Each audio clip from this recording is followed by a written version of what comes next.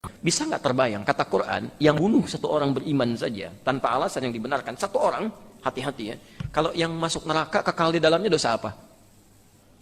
Masuk neraka nggak keluar dari neraka dosa apa?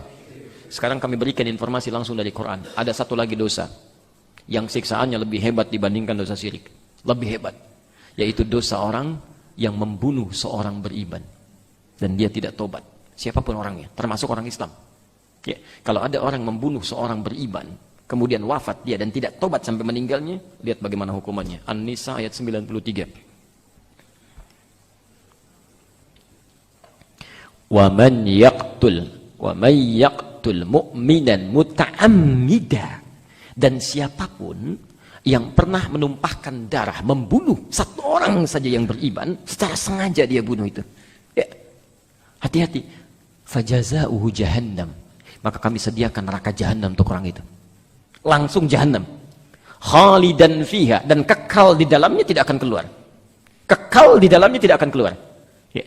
Kalau dia masih hidup, diberi kesempatan tobat. Kalau tidak tobat, wa ghadiballahu alaihi, Allah murka pada orang itu.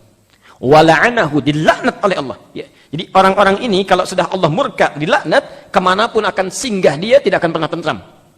Nggak akan tentram. Anda tidak disukai di sini, Anda bisa pindah ke tempat lain.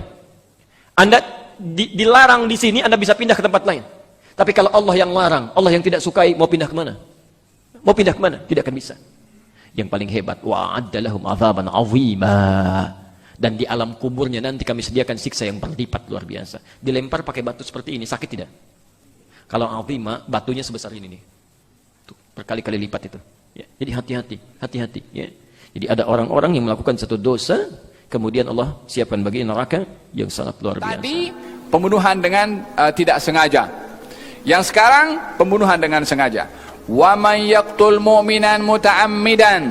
Siapa orang yang membunuh seorang yang beriman dengan sengaja, fajaza'uhu jahannam, balasannya neraka jahannam, khalidan fiha, kekal di dalamnya, wa ghadiballahu alaihi, Allah murka kepadanya, wa la'anahu, Allah laknat kepadanya, wa a'adda lahu adzaban 'azima, Allah sediakan untuknya azab yang besar. Satu nyawa dibunuh dengan sengaja, Allah subhanahu wa ta'ala, kalau satu saja menjadi hukuman kepada si pembunuh, itu sudah merupakan satu perkara yang dahsyat. Kalau dapat jahanam saja, itu sudah merupakan perkara yang amat dahsyat. Qal fil hadis, dalam hadis Nabi sallallahu alaihi wa ala alihi wasallam,